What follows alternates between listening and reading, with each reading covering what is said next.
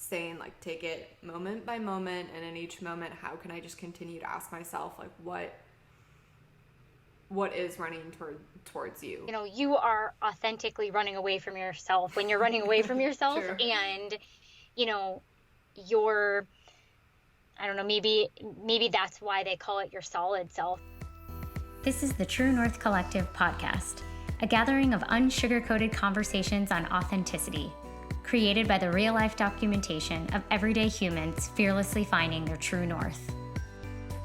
Welcome to season 3 of the podcast. I will talk about some of the things about our family that are really wonderful, and then some things that are disturbing. Well, okay, this is gonna get good. What happens when we allow people to show up and share with us who they actually are, and what does the world look like when we meet each person not as a checkbox, when we meet each person and get curious, let them tell us who they are. Like, what does that look like?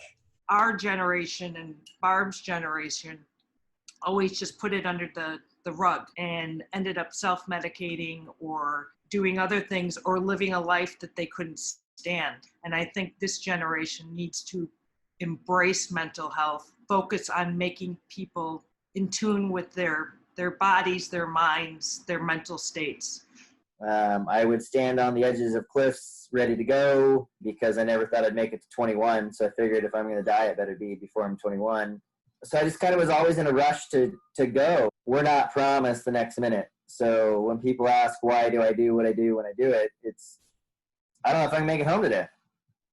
I'm really curious about identity right now and all the layers that are there. And like, let's do a slideshow of like the outer layer and then what represents the inner layer and then who am I at my core? And I like shut down because I was like, I can't even like fathom categorizing myself into 3 parts. I'm just so much at once. So I guess just acknowledging our different identities across time, and it's like the importance of honoring them. I do think sometimes with this identity stuff, it can be like, you know, we can poo-poo like, oh, this facade that I created for myself. But it's like, no, that meant something to you. Yeah, that meant something. Like you curated that. That means like there's a lot of insight into what was important to you. People recruit and hire based on what's familiar to them.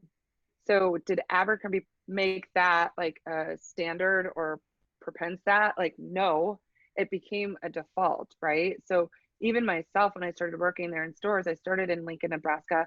I recruited my friends. Most of my friends were white, you know, so it was like breaking the molds. Then one day you wake up and you're like, whoa, this whole thing, you know, is white. I always say that if you are not intentionally including, you're unintentionally excluding. What was the shift from you not wanting to be alive to wanting to be alive? I got in a lot of trouble, and so I spent until I was about 26 years old on felony probation.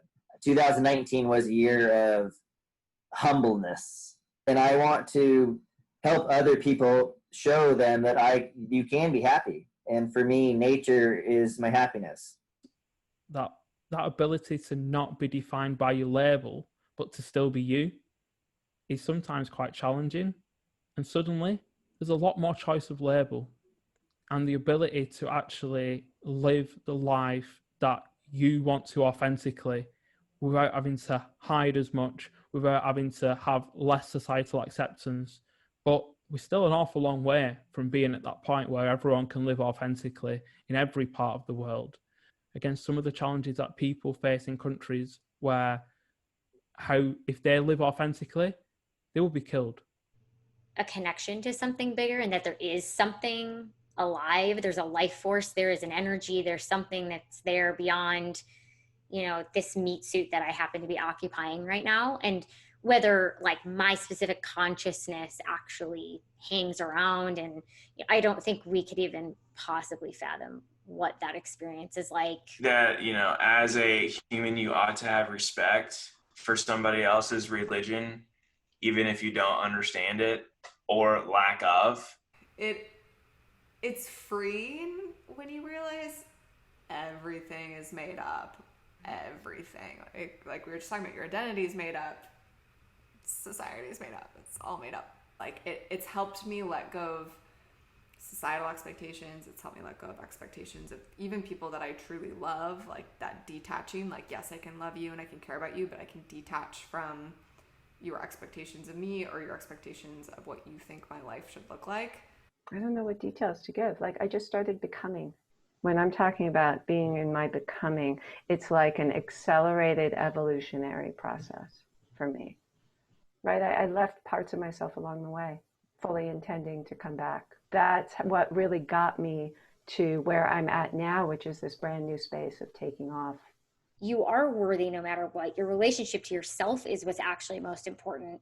And we release the valve on needing to like be in this committed monogamous thing for the rest of our lives. Now we can all breathe a little bit. It's not as like taboo to be single when you're fucking 50. And so we were still living in the Depression. I was born in 1934, and life has changed for all of us so dramatically since then. Every single human being on the face of the earth has their own personal way of coming to the truth for themselves. We can't open our ears wide enough to hear what people have to say authentically. Everything that you've been sharing today, Lee, is so rooted in authenticity. And it's like, to be authentically you're much bigger than that label. Yep. And we all have to be careful when we take one person's story and we apply it to everybody. You said there's parts of yourself that you left.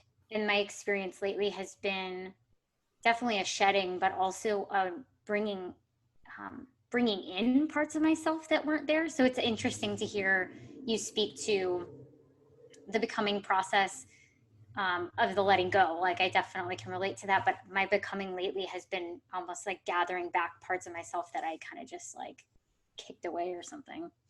You know, for me, I've always kind of been in these, you know, half in, half out sort of relationships where the intimacy scared me. Ultra independence is a trauma response. It's like, well, I'm good. Like, I'm by myself. Like, I'm good. Like, I'm single. Like, I don't. But then it's also, you crave that companionship and that growth from being with, you know, another, or being with someone else. The conclusion ended up being that maybe the point of life is that there isn't a point. And I was like, yeah, that's going to do it for me. Like, I'm good with this one. Because then if there's no point, then cool. Like, I'm going to do what I want to do. Knowing you can't really get it wrong then. If we live in a society where the ultimate success for a woman or for people is to couple up, find that person, find the one. And so now your ultimate goal is to like partnering up. Partnering up becomes like more important than anything else.